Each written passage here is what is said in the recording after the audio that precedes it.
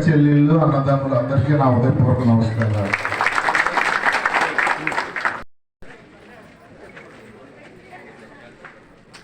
కార్యక్రమాలు చెప్తారు, వెళ్ళిపోతారు, ఆ పనులు అవ్వనే పద్ధతిలో కాకుండా మీరు అడిగిన వాటిలో ఒకటో రెండో పనులు అవ్వకపోవచ్చు.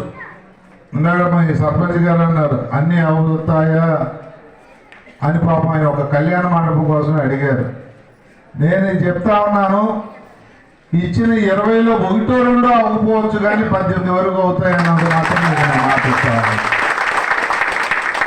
ఇంకా మనకు టైం ఉంది. 3.5 సంవత్సరాల్లో అంత టైం కూడా తీసుకోకుండా రాబోయే 2 సంవత్సరాల్లోనే అన్ని పనులు పూర్తి చేసుకుని మీతో శభాష్ అనిపించుకోవాలన్న తపనతో ఇక్కడ ఉన్న ప్రజాప్రతినిధులందరూ కష్టపడతామని కూడా నేను మీకు మాటిస్తా ఉన్నా.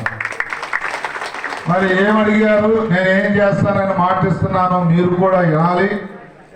రేపొద్దున్న మేము కూడా అన్నదమ్ములు అందరి మధ్యలో మీకు మాటిస్తే మాకు కూడా బాధ్యత ఉంటుంది. మేము కూడా ఒళ్ళు దగ్గర పెట్టి పనిచేస్తాం అని చెప్పి మీ ముందుకు రావటం జరిగింది. ఎందుకంటే మాకు కూడా ఒక భయం ఉంటుంది. అక్కిరెడ్డిపాలెం వెళ్ళాం, ఊరు మధ్యలో మాట ఇచ్చాం, చేయకపోతే రేపు పొద్దున్న అడుగుతారు అనే బాధ్యత మాకు ఉండాలని చెప్పి ఈ కార్యక్రమాన్ని మన పల్లెకు మన ఎమ్మెల్యే అనే ఒక కార్యక్రమాన్ని తీసుకుని మేము ముందుకు రావటం జరిగింది. ఇది ఏదో కేవలం ఒక కార్యక్రమంగానో ఏదో రాజకీయంగానో ఏదో మెహర్బానీ కోసం చేస్తున్నది కాదు.